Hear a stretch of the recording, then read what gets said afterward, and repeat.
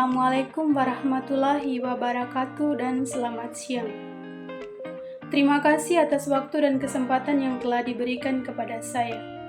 Perkenalkan, saya atas nama Delvita Gego, NIM 2121023. Jadi baik, di sini saya akan melakukan video pemaparan materi terkait trauma dada pada mata kuliah kegawat daruratan.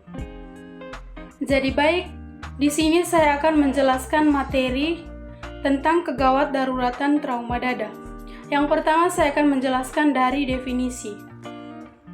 Dada merupakan bagian tubuh yang paling besar sehingga sangat rentan terkena cedera tumbukan. Dada juga merupakan rumah bagi organ-organ vital manusia seperti jantung, paru-paru, dan juga pembuluh darah besar. Cedera pada dada seringkali mengancam jiwa seseorang seperti hematoraks.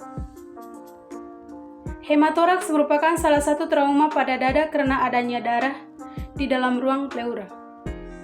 Hematoraks ini terjadi bukan hanya karena trauma dada terapi, juga karena perbedaan atau progonis diagnostik.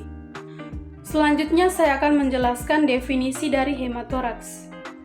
Hematoraks merupakan akumulasi darah di ruang pleura dan dapat terjadi akibat trauma penetrasi maupun trauma tumpul. Penyebab terjadinya hematoraks dibagi menjadi dua, yaitu traumatis dan non-traumatis.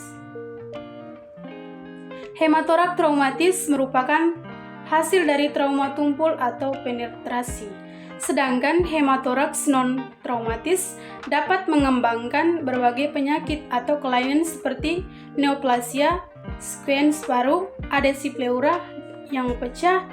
Dalam kasus pneumotoraks, infak paru, tuberkulosis, infeksi paru misalnya demam berdarah, dan fistula pulmonal serta patologi.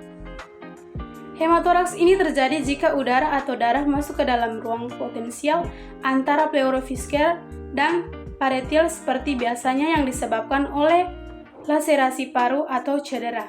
Hematoraks ini terjadi jika udara atau darah masuk ke dalam ruang potensial antara pleura visceral dan parietal seperti biasanya yang disebabkan oleh laserasi paru atau cedera tulang belakang toraks.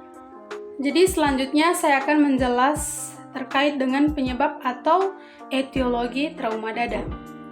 Terdiri dari 3, yang pertama itu tamponade jantung disebabkan luka tusuk dada yang tembus ke mediastinium atau daerah jantung.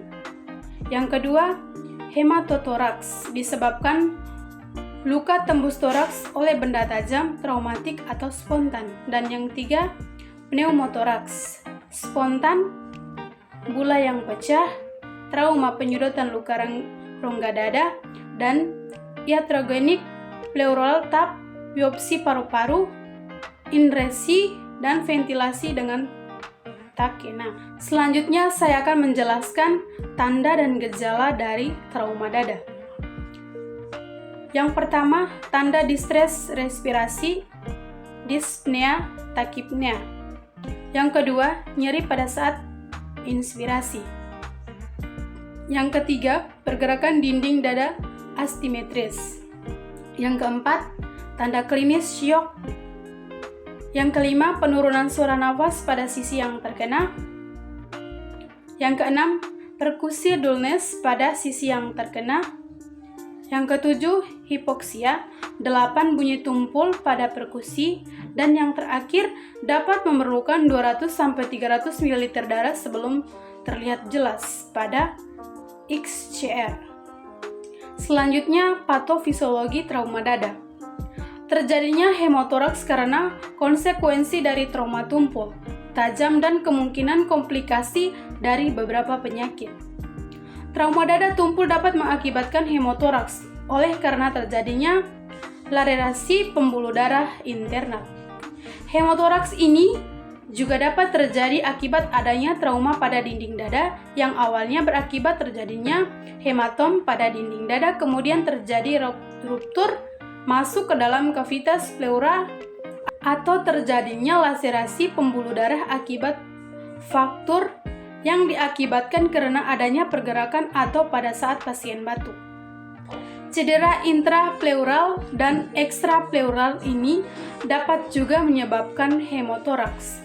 Respon fisiologis terhadap hemotoraks berisi respon dini dan lambat. Yang berikut, pemeriksaan diagnostik. Yang pertama, sinar X dada untuk menyatakan akumulasi udara atau cairan pada area pleura. Pada kasus trauma tumpul dapat terlihat pada foto thorax. Yang berikut, penata laksanaan medis.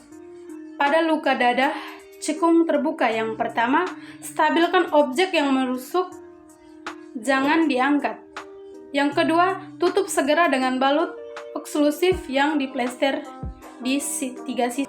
Yang ketiga, balutan tersebut bertindak sebagai katup yang memungkinkan udara keluar selama ekhalasi, namun udara tidak masuk selama inhalasi. Yang keempat, pasien membutuhkan pemasangan selang dada dengan segera. Yang kelima, defek pada dinding dada biasanya ditutup. Yang keenam, cedera tembus anterior dan medial hingga puting susu atau posterior dan medial hingga scapula dapat melibatkan mediastinum dan memerlukan evaluasi untuk adanya cedera pembuluh darah besar atau cedera selain menangani pneumotoraks dan hemotoraks. Yang berikut kita masuk pada konsep dasar asuhan keperawatan. Di sini yang pertama kita lihat dari pengkajian keperawatan. Terdiri dari biodata, riwayat kesehatan, dan pemeriksaan fisik. Selanjutnya diagnosa keperawatan. Di sini saya mengambil diagnosa keperawatan dari trauma dada antara lain yang pertama, ketidakefektifan pola nafas berhubungan dengan ekspansi paru yang tidak maksimal karena akumulasi cairan atau udara.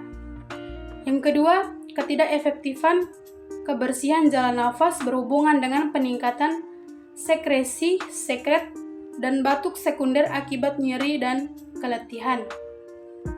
Yang berikut, perubahan kenyamanan. Nyeri akut berhubungan dengan ketidakcukupan kekuatan dan ketahanan untuk ambulasi dengan alat eksternal. Dan yang terakhir, intervensi keperawatan. Jadi baik, sekian pemaparan materi dari saya tentang trauma dada. Saya mohon maaf apabila ada kesalahan dan kekurangan dalam pemaparan materinya.